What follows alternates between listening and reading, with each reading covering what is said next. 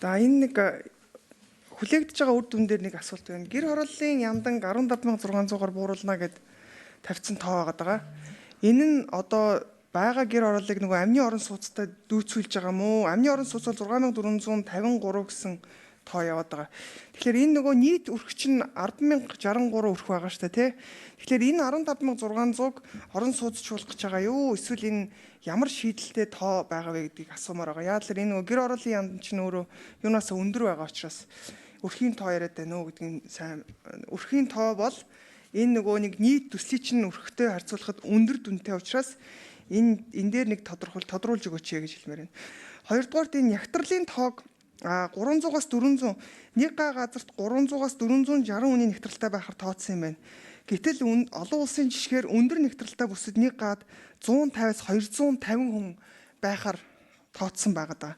Тэгэхээр энэ өөрөө хит ачаал өндөр байхаар тооцсон юм биш үү? Энэ төлөлтийг яг яаж харсан бэ гэдэг дээр дунджаар бол нэг 150 орчим байдаг. Өндөр нэгтралтай бол 300-аас доош байгаа. За 3 дугаарт одоо гэр хороололд 205,000 орчим өрх амьдарж байгаа. Тэгэхээр энэ Сэлбийн хот өөрөө яг зөвхөн хотын иргэдээ тэр дундаа гэр хорооллын иргэдүүдийг энэ Сэлб хотод одоо оршин суух тэр шилжих хөдөлгөөнийг нь илүү хотын иргэдэд зориулсан ямар бодлого баримтлах вэ? Яагаад тэгэхээр бид нар чи одоо хөдөөгийн сэргэлт гэж яриад хөдөө орон нутагтаа хүмүүсийг илүү төлхөө тийшээгээ шилжиж явах одоо ийм бодлого засгийн газар хэрэгжүүлээд явж байгаа. Тэгэхээр энд ингээд таатай орчин хот үүсээд ирэхээр нөгөө хөдөө орон нутагт оршин сууж байгаа нөхдүүд эргээд энэ Сэлб хот руу шилжих хөдөлгөөн нэмэгдэх юм эрсдэл харагдаад байгаа. Тэгэхээр энэ илүү Улаанбаатар хоттой бүртгэлтэй иргэдэд ямар бодлого баримталж аль болох хөдөө орон нутагт оршин сууж байгаа иргэдийг төлхөө наашаа шилжих хөдөлгөөнийг сааруулахад одоо яг ямар бодлого баримталж ажиллах вэ гэдэг дээр нэг хариулт авъя. За дөрөвдүгээр микрофон. За би гишүүний асуултанд хариулъя. Бид жил болгон газар чөлөөлтийн сан байгуулъя гэдэг их хурд хууль өргөн барьсан байгаа. Энэ сангийнхаа дагуу бид нар анхандаа буруу тооцоо хийсэн. Юу хөр барьсан байшингаар орон сууц хашаа байшаа хоёрыг swap хийж явъя гэж ийм хуулийг анх оруулсан. Гэтэл нөгөө swap хийхэд энэ хоёрын өртөг ерөөсө дүүцэхгүй болчихдог. Айлын хашаа чинь зарим нь 200 м авдраа, зарим нь 300, хашаандаа нэг байшинтай, хоёр байшинтай. Тэгэхээр хамгийн тохирох юм бол бид нар энд орон сууцны шинэ одоо хорооллыг босгож явахдаа зэрэгцээд энтлийн 5 дугаар таван буудал хайлаас чингэлтэн бусад айлуудаас бид нар газрын бэлэн мөнгөөр худалдаж авах процесс зэрэг явагдах гэдэг. Тэгээд санал болгоход энд барилга тэдэн сарын тэдний өдрөө орно. Таны газрыг бид нар 180 сая төгрөгөөр худалдаж авлаа. Тэнд 150 сая төгрөгийн одоо орон сууцнууд байгаа шүү гэдэг ийм маягаар хажуу зэрэгэлдэх газруудын шууд бэлэн мөнгөөр худалдаж авах процесс үргэлжлэн энэ барилгын үйлдвэрлэл явагдаж байна. Энэ хоёрыг хооронд нь уух бид нар ийм бодлогуудыг барьж байгаа гэдэг нэгдүгээр хэлээ. За хоёрдугаарт хөдөө орон нутгаас орж ирж байгаа хүн Сэлбийг худалдаж авахд бол бид нар хязгаарлалт хориглолт хийх ямарч боломжгүй байна. Нөгөө Монгол Улсын үндсэн хуулиар оршин суух газраа сонгох нөгөө шударгаар үл хөдлөх хөрөнгө худалдаж авах тэр суур зарчимтайгаа уялдаа л явна. Зөвхөн нэг сайн юм нь бид нар хот газар чөлөөлөөд ямар ч байсан нэлээд дадлаа. Одоо жишээлбэл ханы материал дээр 1800 айлын одоо орон сууцны газар чөлөөлөхөөр бид нар энэ хавар эхэлсэн одоо 7 сарын 1-нд бүх айлуудыг чөлөөж дуусгах ийм одоо гэрээ хэлцлүүд хийгдэж дуусч байна. Тэгэхээр цаашид бид нар инженерийн дэд үтцтэй ийм газрууд дээр нийслэл өөрөө газар чөлөөлтөө хийдэг, чөлөөсөн газар дээр барилгын компаниудыг барилгаа бариа. Бидний газрын өртгийг буцааж төлөөрөө байр хэлбэрээр төлөөрөө гэдэг л ийм одоо концепц руу үндсэндээ явж байгаа. Зүгээр их хурлын гишүүдэд би нэг зүйл хэлэхэд бидний одоо хамгийн бүр гол анхаарах асуудал бол дулааны асуудал шүү. Одоо тэр Баянголын аманд баригдаж байгаа 2008 айлын орон сууцны дулаан хангамж маш хүндрэлтэй байна. Баян өшөө, ханы материал, толгойд дэд төвийн орон сууцчлуулах одоо газар чөлөөлтүүд хийгдээд байдаг. Яг дулаан хангамжийн хувьд одоо маш хүнд байна. Тийм учраас би сая эрчим хүчний одоо сайдаар ажиллаж байсан Чойжин сүрэн сайдад хэлсэн.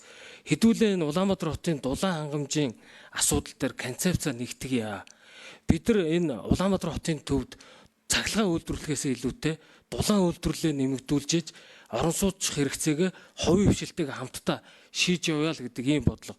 Хоёрыг жишээлбэл дан дулаан хангамж руу, гурвыг дан дулаан хангамж руу, амгаланг дан дулааны өргөтгөл рүү гэд ингэж явж ийж бид нар богино хугацаанд өртөг багтаа байдлаар энэ дулаан хангамжийн асуудлыг шийдэхгүй л одоо бидрийг яг энд яриа сууж яхад энэ өвлийг яаж давах вэ гэдэг л асуудал байгаа. Тэрнээс цаашаага дулааны асуудал бол бидний бүр одоо хамгийн том проблем болоод байгаа шүү л гэдэг хэлээ. За ажлын 3 дугаар микрофон. Даваад л орлагч. За гишүүний асуултанд нэмээд хариулъя. За 15600 гэдэг яндан бол 10069 айл нь бол 1-р дөрвөн багц, 3700-аад айл нөгөө төр үеийн түншлэр зарлах хэсгээр бас орон сууцжуулах хэсэг байж байгаа нам оруулын. Мөн таранбай болон гүний дулаанаар хийгдэж байгаа ажлуудыг тооцоолж үзээд тэрнээс гарч агаарын бохирдуудыг гаргаад нийт яндангийн хөлбөрт хэвлэхээр 15600 яндан буурна гэсэн нэг KPI-аар хэмжих юм бол гэдэг бол үзүүлэлтийг бол гаргасан байж байгаа. За хүн амын нэвтрэлтэй холбогдлолтой асуултан дээр хариулахад нэг га газарт 71 хүн ногдож байснаас хиттэй гээд 2040 оны симуляцтай уялдуулаад тооцоход нэгчл 300-аас 460 болохоор нэг хиттэй гэдэг ерөнхий ирээдүйн төлөвлөлтөөр гарч байгаа. За үүн дээр нэмээд хэлэхэд одоо Улаанбаатар хотод бид нар ямар нэгэн симуляц тооцоол хийхэд Герман улсын PTV Visum гээд суурин одоо fixed програм дээр суурьсан дээр өгдөл өгж оруулж байгаа. Мэдээж энэ дээр бол бас зарим хэмжээний одоо симуляц дээр бол одоо наривчлал бол хангалттай гэж үзэж байгаа. Ийм учраас бид нар одоо олон улсын жишгийг дагаад виртуал дижитал төвийн буюу Улаанбаатар хотыг одоо дижитал хэлбэр дээр үе шаттайгаар оруулах ажлыг бол энэ жил бас нийслэл эхлүүлж байгаа. Ингэснээр ирээдүйд бид нар бүх шугам хоолой, гүний хоолой, иргэдээ дижитал байдлаар орсноор симуляц тооцоол бас нарийн болох дотоодын нийт бүтээгдэхүүн Улаанбаатар хотын өсөлт замын одоо төгжрөл эдийг наривчилж гаргах одоо Улаанбаатар хотын хэмжээнд тогтоод байгаа борооны усыг аль хэсгүүдээр хэрхэн тогтож ийн гэдгийг тэр дижитал төвийн хотоос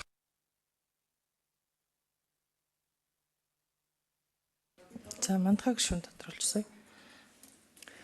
Яг энэ материал харж байхад 63 мегаваттын дулааны одоо дутагдaltaй буюу нийт энэ зардлын чинь 56 биш нийт дулааны 56% бол одоо үндсэндээ шийдэгдээгүй орхигдсон байгаа хөө. Тэгэхээр энэ төсөл бол явхад маш хүнд гэсэн үг шүү дээ.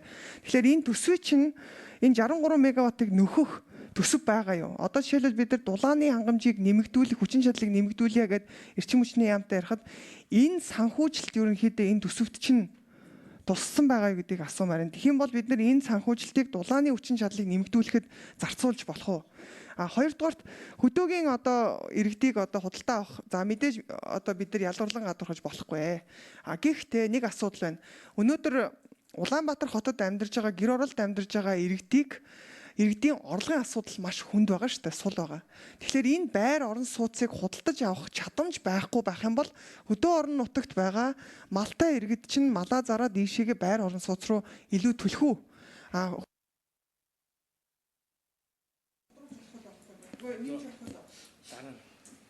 За ажлын хэсгийн 4 дугаар микрофон.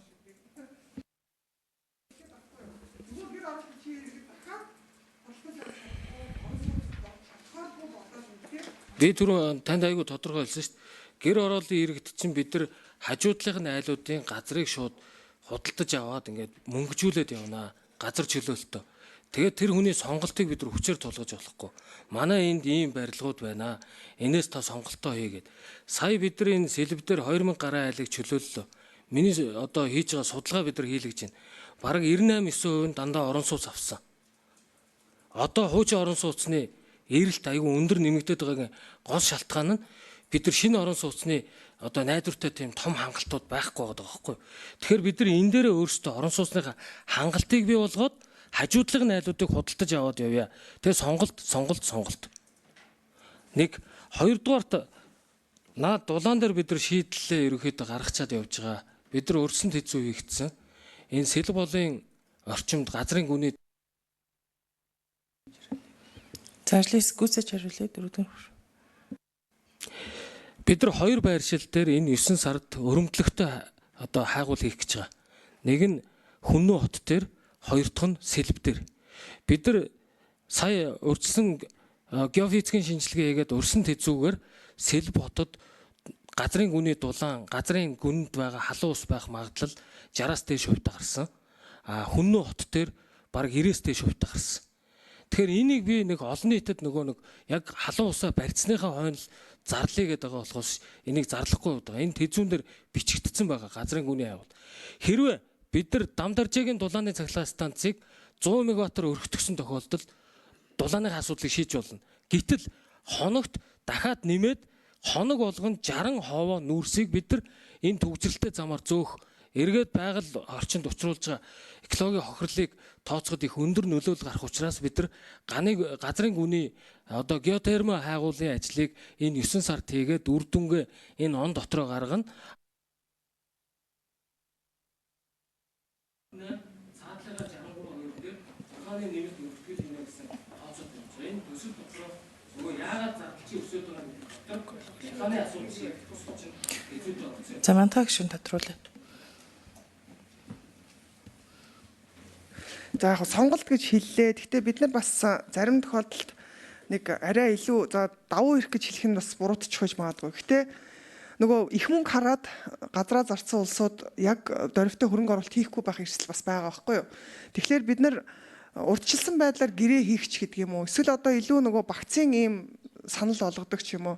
За энэ байраа би зарлаалвал эргээд энэ байрыг худалдаж авна гэсэн байдлаар ийм тэрийг нэг хөшүүрэг болгосон ийм одоо баталгаажуулах ийм арга хэрэгсэл хийхгүй болохоор хүмүүс гинт одоо 150 ч юм уу 180 сая төгрөг авангуудаа тэрийг өөр шир олон юм зарцуулсаар байгаа. Тэгээд нөгөө яг байраа худалдаж авахгүй дахиад нөгөө асуудал баахан эргээд газраа зараад байргүй орон сууцгүй болсон ийм шийдлүүд гарах үедээ эрсдлүүд гарах үедээ гэдэг ийм болгоомжлол байгаа учраас урьдчилсан гэрээч гэдэг юм уу нэг ийм өөр одоо бид нар бас санал болгох энэ эрслээс одоо бууруулах юмыг бас давхар анхаарч одоо хийх явхан зүйтэй ухаа гэсэн юм үг болгоод сан.